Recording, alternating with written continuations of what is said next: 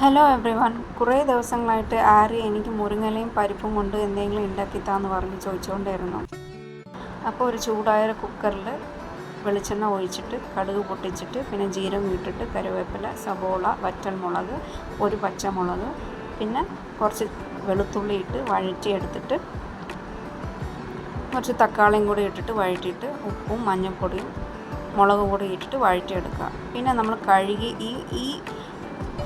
ഈ മുരിങ്ങയില നല്ല മഞ്ഞൾ വെള്ളത്തിൽ ഇട്ടിട്ട് 2-3 പ്രാവശ്യം കഴുകിയെടുത്ത്, അപ്പോൾ അതിലുള്ള പൊടിയും അണുക്കളൊക്കെ മുഴുവനും മാറി കിട്ടത്തുള്ളൂ. പിന്നെ അതിട്ട് വഴറ്റിയിട്ട് പിന്നെ കഴുകി വെച്ച പരിപ്പും കൂടി ഇട്ടിട്ട് വെള്ളം ഒഴിച്ചിട്ട് കുറച്ച് ഉപ്പും കൂടി ചേർത്തിട്ട് അടച്ച് വെച്ച് 4-5 വിസിൽ വരുന്നവരെ വേവിച്ചെടുക്കുക.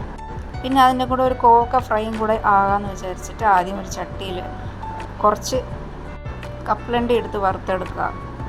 പിന്നെ അതേ ചൂടായ പാനിൽ തന്നെ കുറച്ച് വെളിച്ചെണ്ണയും കടുകും പൊട്ടിച്ചിട്ട് വറ്റൽമുളകും കറിവേപ്പില ഇട്ട് പൊട്ടിച്ചിട്ട് പിന്നെ നമ്മൾ നല്ല കഴുകി അരിഞ്ഞ് വെച്ച കോവക്ക ഇട്ട് വഴറ്റിയെടുക്കുക. കുറച്ച് ഉപ്പും കൂടി ഇട്ടിട്ട് വഴറ്റിയെടുക്കുക. അതിൻ്റെ കൂടെ കുറച്ച് കുരുമുളക് പൊടിയും ചേർത്തിട്ട് മഞ്ഞൾപ്പൊടിയും ചേർത്തിട്ട് നല്ലോണം ഫ്രൈ ചെയ്തെടുക്കുക.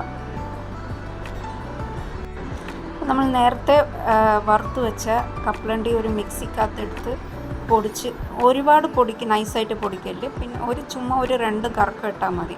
ഇച്ചിരി കടിക്കുമ്പോൾ ഈ കപ്പലണ്ടിയുടെ ഇത് കഷ്ണം കൂടി ഇടയ്ക്ക് കിട്ടുന്ന പോലെ ഇങ്ങനെ പൊടിച്ചെടുത്തിട്ട് അതും കൂടി ചേർത്തിട്ട് ഫ്രൈ ചെയ്ത് എടുക്കുക.